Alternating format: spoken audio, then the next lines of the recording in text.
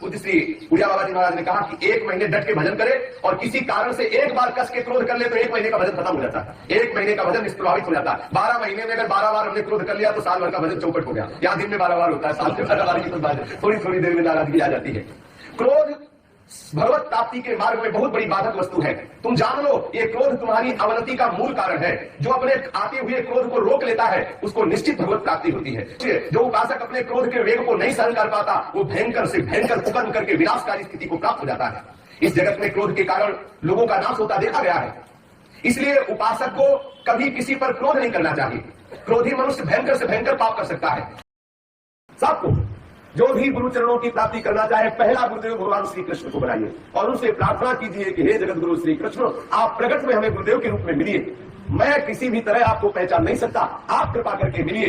तो भगवान ही गुरुदेव के रूप में आएंगे। बंदो गुरुपद कंज कृपा सिंधु रूप हरि महामोहतम कुंज जासु वचन रवि कर निकल। साक्षात हरि ही कृपा अवतार धारण करते हैं। कृपा अवतार गुरुदेव का स्वरूप क्या है? ये कृपा अवतार, ये हमारे लिए अवतार हुआ है गुरुदेव का। जो हमारे गुरुदेव भगवान है ये हरि का कृपा वस्तु है, ये कृपा अवतार हरि का है। तो सबसे पहले चाहिए कि गुरुदेव का आश्रय लें। गुरुदेव कैसे होने चाहिए? बोले वेदों के पारगामी विद्वान होने चाहिए, अर्थात शब्द ब्रह्म का उनको ज्ञान होना चाहिए और पर ब्रह्म की अनुभूति होनी चाहिए। ये बहुत बढ़िया बात है। यदि गुरुदेव शब्द ब्रह्म के तो वेदगामी, वेदों के पारगामी विद्वान है, वेदों को पूर्ण रूप से जानते हैं, लेकिन पर ब्रह्म की अनुभूति नहीं है तो बात नहीं बनेगी। खूब वेद पुराण कंठस्थ है लेकिन अनुभव नहीं है तो बात नहीं बनेगी।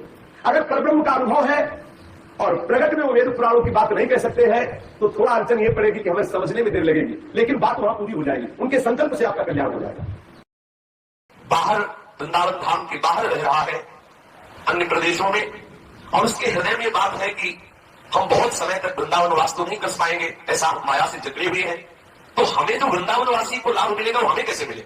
क्योंकि हमारा फिर तो जीवन व्यस्त हो जाएगा। हमें अखंड वृंदावन वास तो मिलने वाला नहीं, क्योंकि हम इतने मोह में फंसे हुए हैं, इतना हम संसार में सत्यत्व बुद्धि किए हुए हैं, घर परिवार में इतना महत्व बुद्धि किए हुए हैं कि हम वैराग्य करके वृंदावन धाम में अखंड वास करें, इतनी तो हमें सामर्थ्य दिख रही। तो हम क्या करें? बोले ददत किंचित वृंदावन तनुभृते। जो वृंदावन में शरीरधारी है, जो ही जीव है, यदि वृंदावन में उनकी थोड़ी सी भी सेवा करने को पा जाए तो सर्व भगवत विभूते भागीसो भगवत जगताम तदभृति बढ़ा।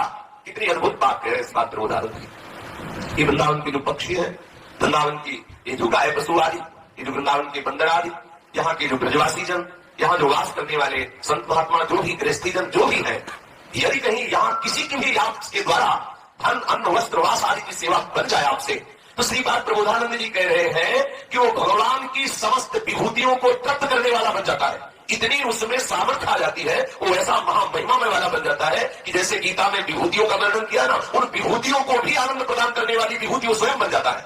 ऐसा वो महाविभूति स्वरूप हो जाता है जो वृंदावन वासियों की सेवा करता है।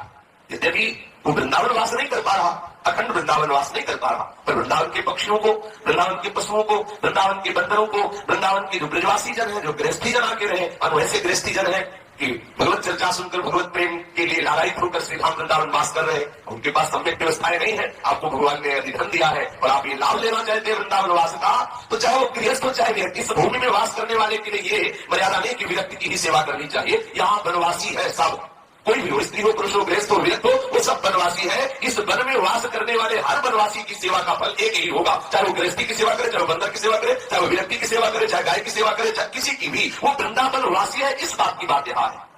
कोई भी हो, अगर उसको आवश्यकता है और आपको भगवान ने दिया है धन आदि, अन्न आदि, वस्त्र आदि, ऐसी सामर्थ्य दी है और आप परम लाभ प्राप्त करना चाहते हैं, तो मोह और लोभ का त्याग करके वृंदावन वासियों के वास की व्यवस्था, भोजन की व्यवस्था, वस्त्र की व्यवस्था, उनको प्यार दो, उनके प्रति अपनापन करो, उनकी सेवा करो, तो जितनी भी विभूतियां भगवान की है वो सब आपसे तृप्त हो जाएंगी और महाविभूति स्वरूप हो जाएंगे। महाविभूति स्वरूप अर्थात बिना वृंदावन वास किए भी वृंदावन वास का फल आपको प्राप्त हो जाएगा। कितनी सहज बात है।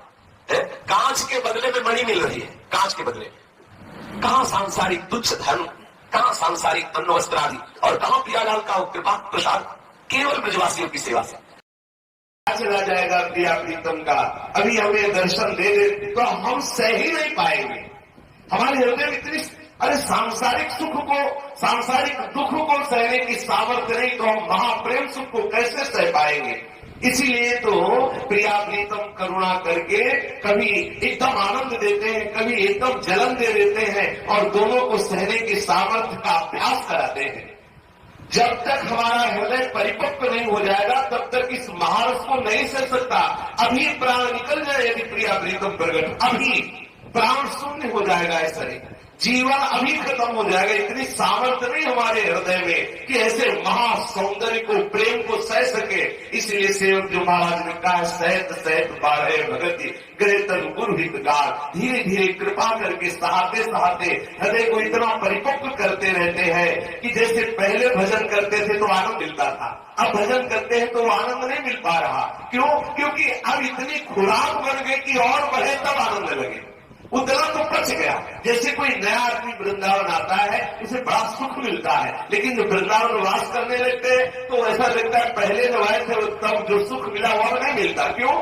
क्योंकि अब वो हमारे समतुलता में आ गया हृदय की। अब और बढ़ के मिले तो पता चले उतना तो बराबर हो गया। जैसे कोई नशा शुरू करता है, भांग खाता है तो थोड़ी चना जैसी पावे तो उसको लगेगा कि हाँ नशा चढ़ा, और वही 1 वर्ष बराबर पावे तो चना जैसी पता ही नहीं चलेगा उसको, तो फिर बड़ा गोला चाहिए, फिर और बड़ा चाहिए, तब उसको समझ में आएगा कि हाँ नशा आया है। ऐसे ही इस प्रेम रस का, इस भजन रस का आनंद है। जब कोई विषय से, संसार से प्रभु की तरफ आता है तो थोड़ा नाम जप, थोड़ी महिमा श्रवण, थोड़ा धाम का दर्शन उसे आह्लाद प्रदान करता है। और जब वो आह्लाद से आकर्षित होकर भजन करने लगता है, धाम वास करता है, कुछ समय बाद उसका मन ये कहता है कि अब वो आनंद नहीं है। आनंद तो प्रतिक्षण वर्धमान है, वो कोई नाशवान आनंद थोड़ी